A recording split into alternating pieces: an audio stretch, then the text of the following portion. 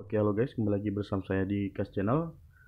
Nah, di kesempatan kali ini saya akan mereview detail ya. Jadi ini saya tidak membuat tutorialnya, tetapi saya hanya menjelaskan bagi teman-teman yang berminat ingin membuat sendiri ya, atau mengkonversi unit M416-nya menjadi ini otomatis ya, menggunakan gearbox gel blaster ya. Ya dengan kategori AEG lah, tetapi ini bukan AEG yang aslinya gitu, tetapi ini AEG apalah ya, tiruan gitu ya teman-teman, dengan menggunakan basic ABS ya, atau bahan plastik dari unit M416. Jadi diperpadukan dengan gearbox Jinming ya, Jinming Gen 8 atau generasi 8 ya. Nah jadi di sini teman-teman yang perlu menyediakan bahannya itu adalah yang pertama unitnya, lalu gearbox, dan pastinya seperti baterai dan charger wajib punya ya teman-teman. Nah, dan untuk alat-alat pendukung untuk mengoprek atau memodifikasinya itu teman-teman ya, yang pertama pasti harus punya obeng ya, tang, juga pisau ya, pisau cutter seperti ini, ataupun mungkin apa, lilin lah ya, api. Nah jadi langsung kita ke pembahasan ininya aja teman-teman, mengkonversinya bagaimana. Nah, mungkin untuk teman-teman sebagian ya, kalau untuk buat popor ya atau sambungan ini pasti sudah paham lah ya, untuk supaya bisa lewatnya si kabel dari gearbox pasti udah paham, jadi saya nggak perlu menjelaskannya lagi. Oke, sebentar ini kita cabut dulu. Jadi saya di sini hanya menjelaskan bagaimana posisi letak si gearboxnya lah ya. Oke, sorry. Jadi bagaimana posisi letak si gearbox. Oke, langsung aja kita buka nih ya. Oke, mungkin saya jeda aja biar lebih mempersingkat waktu. Nah, oke, ini skrupnya semua bautnya udah saya buka ya. Nah, oke, sebentar kita tumpahin dulu apanya, bautnya, biar nggak berantakan. Nah, oke guys. Oke, kita mulai dari si apa dulu lah ya. Kita mulai dari mana ya? Bingung juga ini saya teman-teman, karena udah jadi dia udah duduk. Nah, kita mulai dari si receivernya dulu lah ya, dudukan untuk si gearbox. Oke, sebentar dicabut dulu gearboxnya. Ini agak sulit karena dia udah duduk. Oke. Nah, udah jadi ya teman-teman. Nah, ini dia. Jadi teman-teman yang perlu diperhatikan adalah di bagian ini, untuk dudukan chamber teman-teman nggak perlu motong-motong ya, maksudnya bodinya. Yang perlu dipotong ini aja, mulai dari garis yang ada di sini sampai ke belakang ya, untuk penahan spring guide. Jadi dipotong ya, kandas. Atasnya juga sama, untuk ini railnya si piston itu harus dipotong bersih, kandas ya, bersih ya, kelihatan ya teman-teman ya, bersih, harus bersih. Jadi karena ini kemarin basicnya Predator, di sini saya harus ada modif ya untuk dudukan siapa ini, selektor. Tapi kalau nanti basicnya di Cobra, kita nggak perlu modif lagi karena udah ada dudukannya kan. Nah di sini untuk apa namanya, ganjelan selektor agar berfungsi pada gearboxnya ini. Kan gearbox ada ininya teman-teman, switchnya ini apa namanya ini. Ini untuk kalau dia ditekan ke atas gini kan dia save ya, safety trigger. Nah kalau dilepas kan dia bisa untuk nge-shoot ya, full auto. Nah ini supaya dia bisa bergerak ke atas, naik turun agar berfungsi. Di bagian dalam selektornya ini kita buat seperti ini teman-teman, diperhatikan. Oke, udah fokus. Nah jadi ini modelnya yang pertama. Jadi si selektornya itu kan dia bulat ya teman-teman. Saya masukin inner barrel plastik ya, potongan inner barrel plastik itu saya potong beberapa mili aja, jangan terlalu tebal takut nanti ganjel di gearboxnya. Tipis aja lah gitu ya, diukur sendiri berapa mili, saya nggak punya ukurannya. Jadi ini saya apa aja kalau bikin saya cuman terka-terka gitu, nanti saya amplas lagi kalau ketebalan gitu ya. Oke, ini hanya beberapa mili aja. Pertama awalnya saya buat lingkaran, inner barrel plastik saya masukin, terus saya lem. Nah lanjut untuk yang bagian luarnya ini, yang gedenya ini dia setengah aja teman-teman, dia nggak melingkar semua tapi hanya setengah. Oke, ini saya gunakan inner barrel plastik juga tapi saya potong separuh, terus posisinya saya lebarkan gitu. Nah jadi dia seperti membentuk setengah lingkaran ya teman-teman. Ini lingkaran baru di atasnya setengah lingkaran. Ini posisi kalau gini kan dia nge-shape.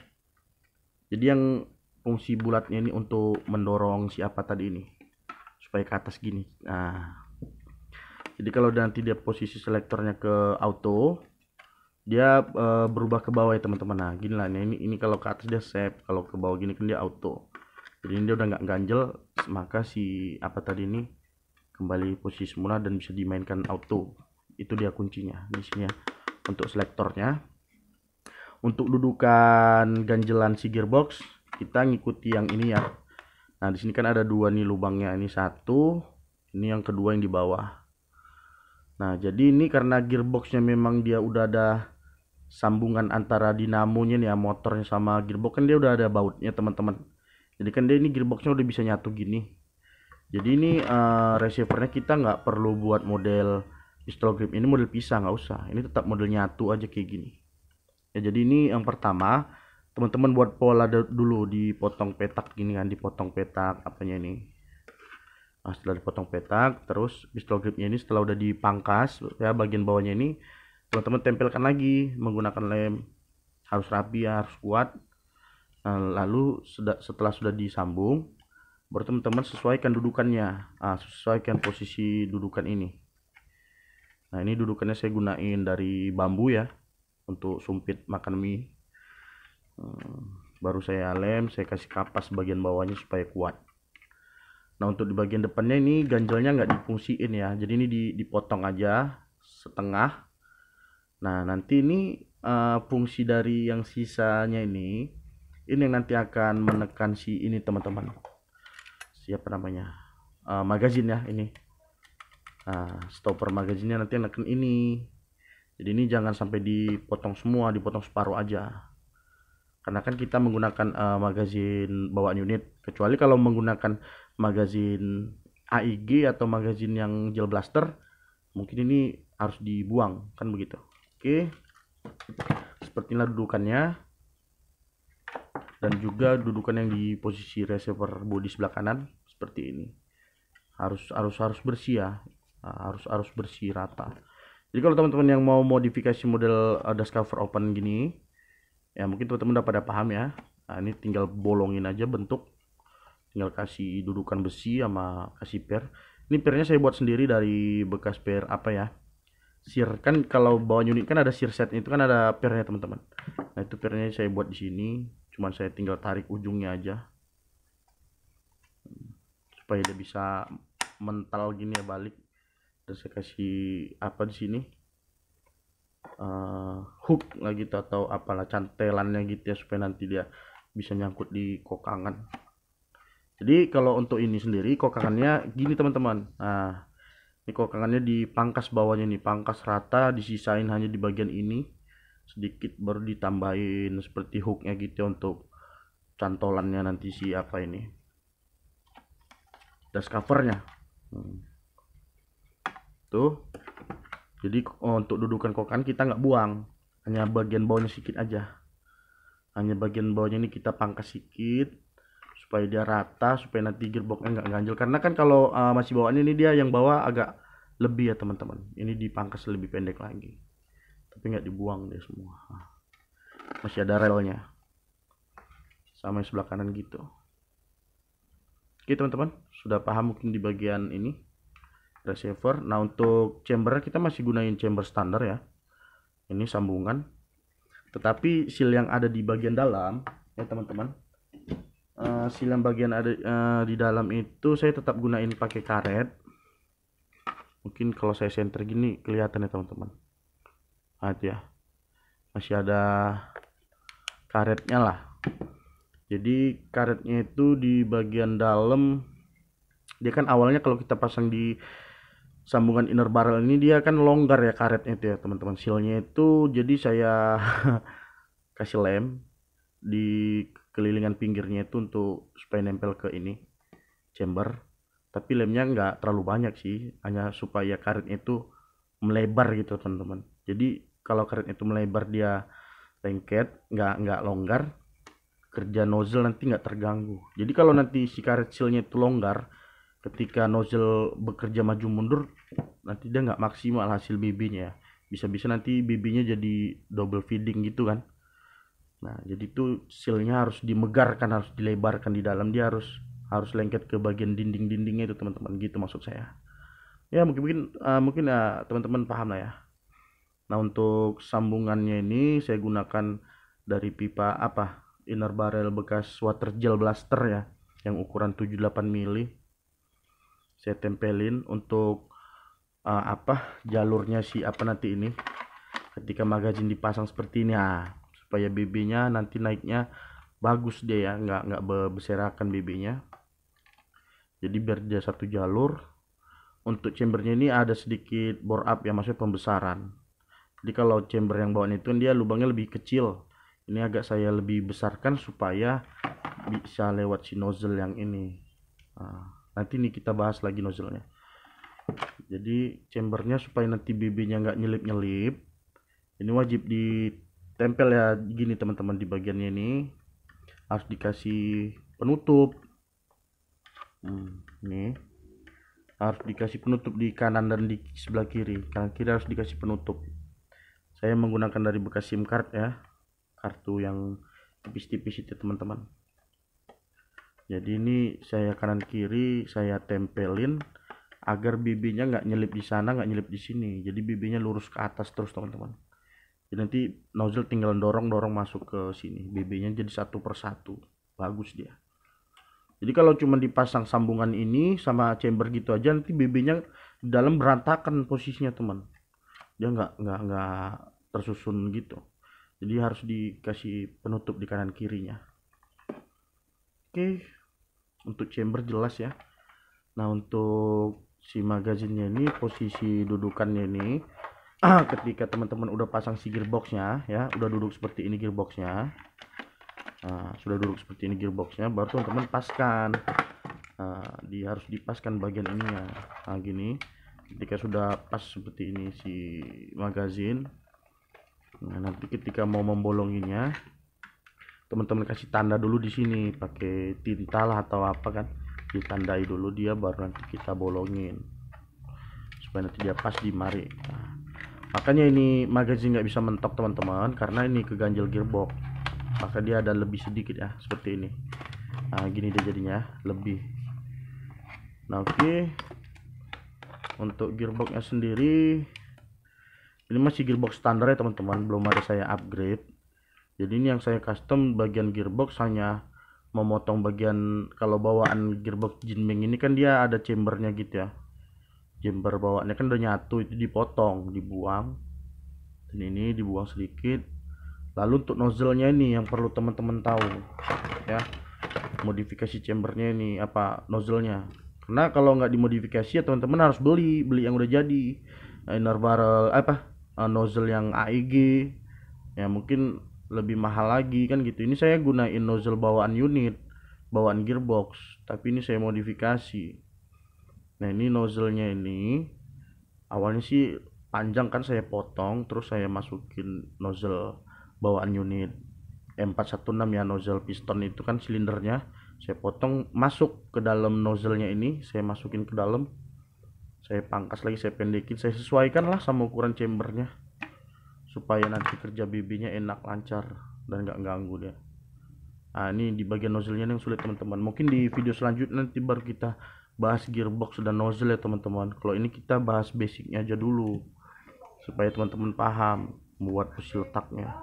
Karena kuncinya ini unit ini powernya itu kuncinya di ini teman-teman, chamber dan nozzle. Jadi kalau dia presisi powernya maksimal, walaupun gearbox ini standar ya, ini belum ada saya upgrade dari sealnya, pernya belum ada. Jadi o-ring sealnya itu kalau mau lebih mantep harus diganti, pernya juga boleh ditingkati ketebalannya, tapi nggak harus yang oper-oper juga karena kan ini gear nilon ya, belum gear metal.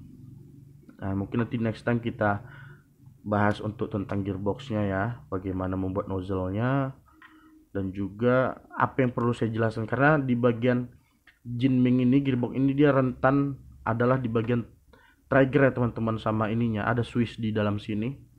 Jadi setiap kali trigger bersentuhan itu nanti lambat tahun dia akan menipis, pasti nanti bakal sering nggak mau nge-shoot itu.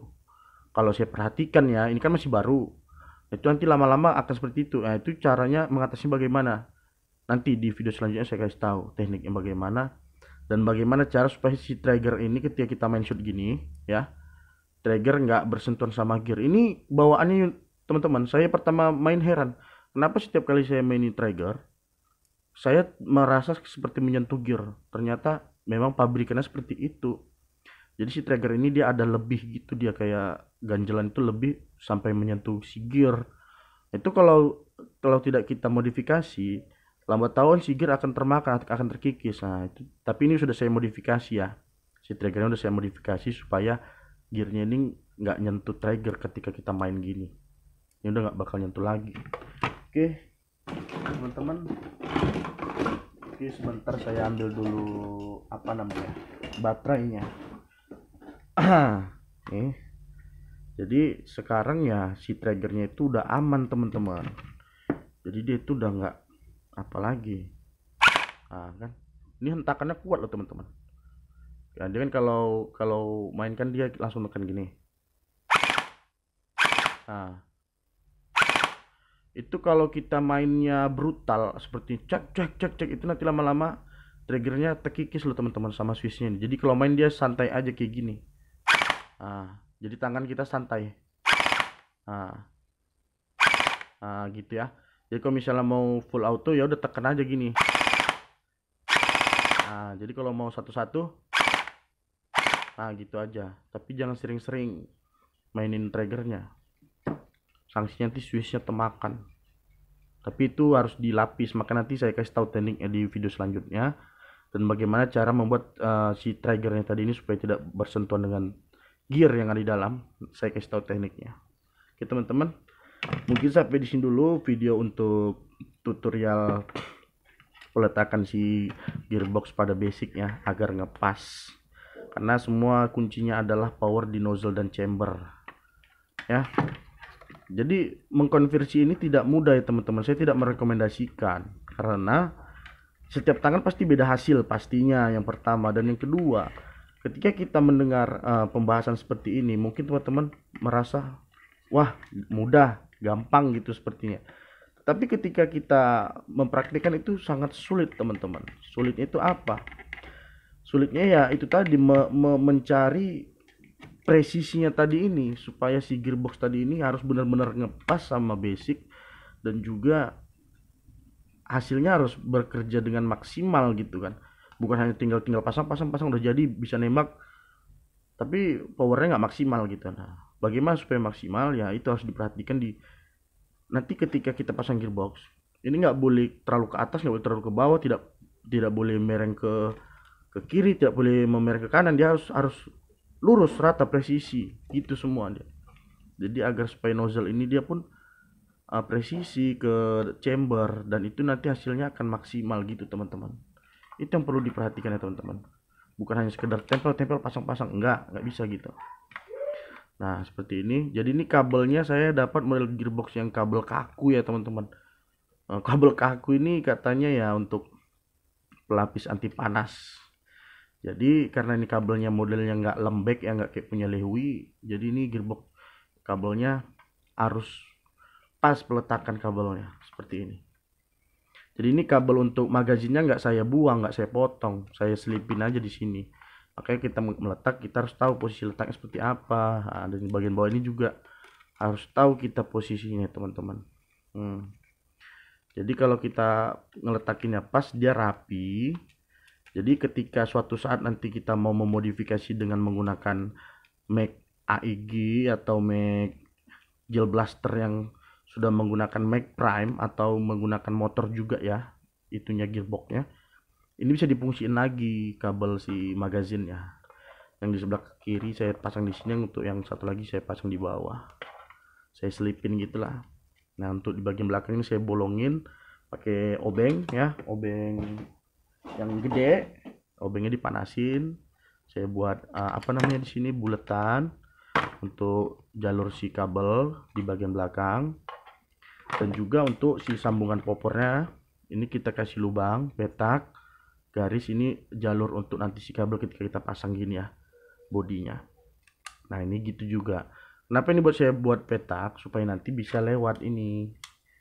Nah, supaya bisa lewat gini teman-teman ya. Nah, kalau nanti ini kita buat cuman bulatan doang, si ininya nggak bisa dicabut, konektornya.